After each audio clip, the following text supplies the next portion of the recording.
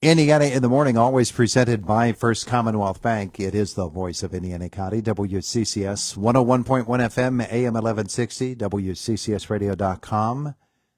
Dr. Ralph May is with us on this Monday morning. We talk a little bit about the mentality of sports, in particular, the passions that get aroused in sports fans, and narrow it down even further to misbehaving fans at high school sports events, the things that we see and disturb us so much. And our visit this morning is presented by Marcus & Mack, voted best law firm, best personal injury lawyer, 3 years in a row in the Best of Indiana County contest. Visit them online at marcusandmack.com. Dr. May, good morning. Good morning, Todd. Thanks for having me back. Good to have you with us here today. I want to talk, well, I set it up there. In particular, and what got me interested in it, of course, was the video that we saw over the weekend of the brawl. Right. Parents just flying at each other and going at it.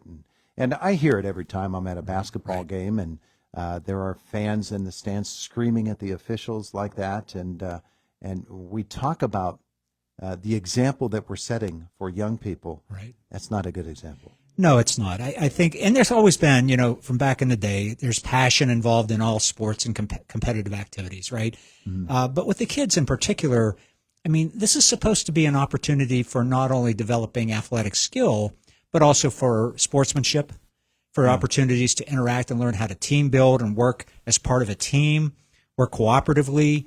It's not just about the winning component. I think we've reached a point where it's all about you've got to win in any way you can. It's no longer about the game. Mm-hmm. And people have just, the parents and people who are watching the game have turned this into kind of a gladiatorial combat kind of thing with using kids. Yeah. And it's like we're setting, as you had said and alluded to, the example. Sports is supposed to be a development of personality, a development of competitive skills, but also a development of ability to work as team members, mm-hmm. to work together. And when you get parents and spectators projecting onto the kids, in particular, projecting onto the grade school and high school kids, that this is a win or die situation, then you've got a really bad example for the kids of how to compete and how to win and how to lose. I think we're losing a sense of you learn as much from losing as you do from winning about life.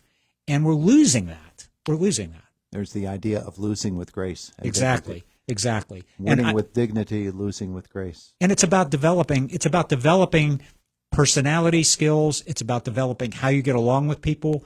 It's about competition, mm-hmm. but it's about fair competition. It's about good competition, and it's about grace in winning and grace in losing. And we're not teaching those skills. The parents have the responsibility. It is on the parents, the coaches too, but the parents have the responsibility for reining in this kind of ridiculous behavior where it's no longer about the kids anymore, is it? No. It's no longer about them. It's about the parent. It's about I have to win. I have to win. Mm-hmm. It's no longer about the players, the contestants. It's no longer about the competition even. It's about some kind of concept that I have to win. We had a successful basketball program, Southern Huntington, which in January they were 8-3 at the time and going along very well. Of a nice, talented basketball team. Their coach up and quit on the spot because he said of the parents and the pressure he got. My kid has to play. My kid's not playing enough. That sort of thing. When you multiply that by a set of 10 or 12 parents with their kids, and everybody there's only one ball, and there are only 5 people allowed on the court at one time. That's right. And it's tough because what the parent has to accept and the parent has to teach the child is you don't have to be the best all the time. Mm-hmm. Everybody has good days and bad days. You can compete, you can develop, you can try to be the best, but you don't have to be the best every single time you're out there. And it has to be about the team, doesn't it? It has to be about the cooperative effort. It's about the team, not about the individual. And that's the whole thing I think we've run into now is it's all become about me as opposed to us. Mm-hmm. And that's the problem. We have this idea that it's never been as bad as it is now. And if we were to ask the same question 15 years ago, we'd get the same response. Right. It's never been as bad as it is now. Right. And 15 years from now, they'll ask it again, and they'll say it's never been as bad as it is now. Is it? We're seeing more of it because of social media, to be honest with you. I think there's more video of it. There's more ability to show it than there has been in the past. It's more seen. It's more seen. It becomes more part of the national and local discussion like we're having now. But I mean, I remember when I was in high school, you had some parents who were just not sane. I mean, I don't know how else to put it. They lost their boundaries. It became more about their perception of winning, their kid winning, than it was about the team. Or if the team wasn't winning, the coach was bad. The coach is not doing the right thing. There's always been that kind of among some people. Seems to be more prevalent, I think, because we're seeing more of it. But I also think, in honesty, and we talked about this in other things when we talk about anxiety and depression and things going on right now, is that the tenor of the times is intense. We're living in intense times where everybody's kind of always on edge now. I've not seen that in a long time. In the 60s, maybe, when I was a young man. But I've never seen this level of kind of generalized arousal, generalized like edginess, so that little things, like you think about, we talk about, road rage, for instance. There's another example. I've got to get somewhere right away and you're in my way. Well, slow down. You're not the center of the universe. Slow down. It's going to be all right. You're working as part of a group of people, not just yourself.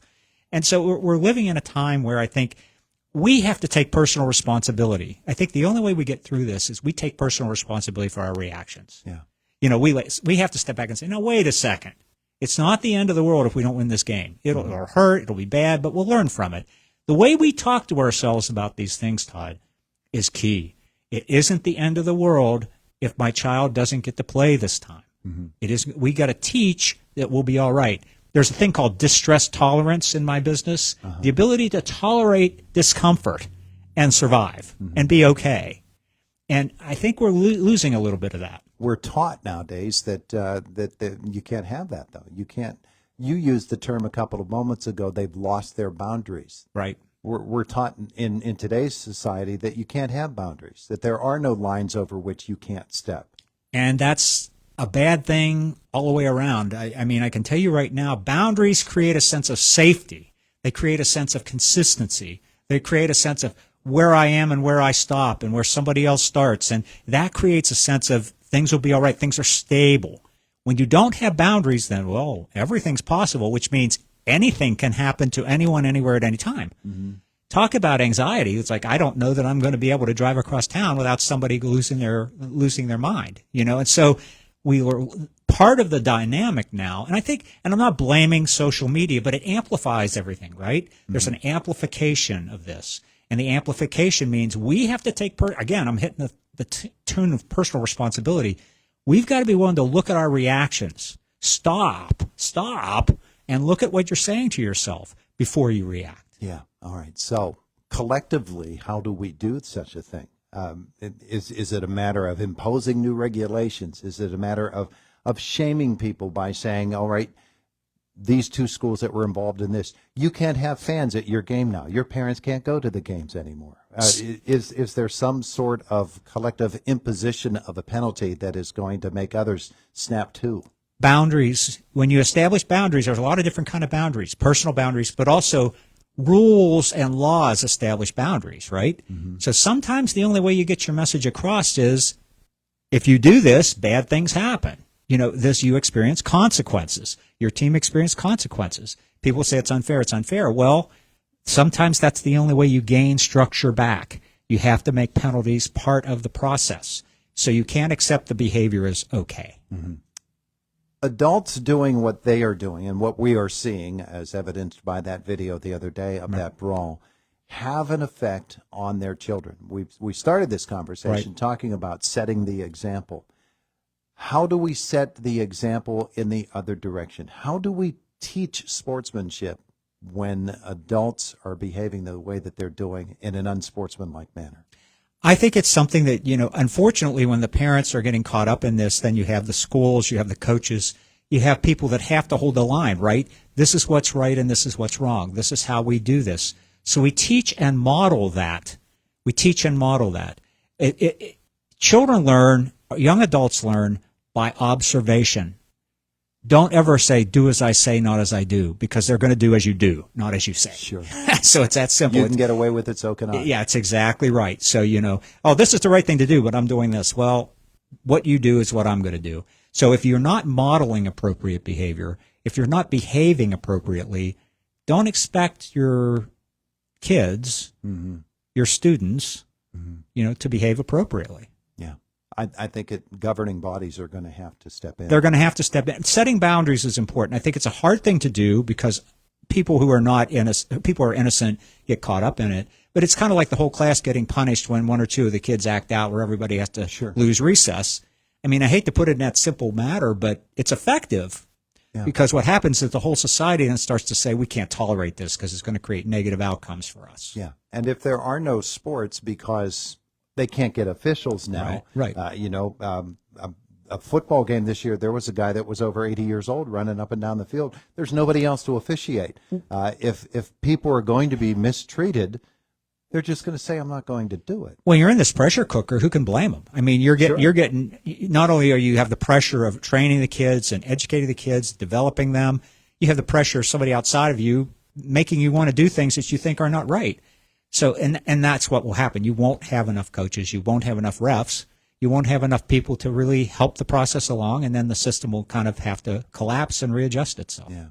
Well, the call for general calm is one thing, but actually watching it and parents standing up and saying we're not going to stand for that kind of behavior is really going to be what makes the difference. I would hope this video creates a conversation where parents say to their kids, "Don't behave like that. I'm not going to behave like that. Yeah. That's wrong." Yeah. You know, what's interesting watching that video, because you see the people that don't want to get involved in that sort of thing. A woman, there's this fight, it's heading right toward her, and she's holding a little baby in her hand. And she's trying to get the baby out of the way. It's like you go to a kid's basketball game, a college basketball game, you don't expect a brawl where you have to rescue your 2-year-old son. Yeah. I mean, this is not a good situation. Yeah, and seeing the expressions on some of the faces of the people who were leaving there as the fight was still going on.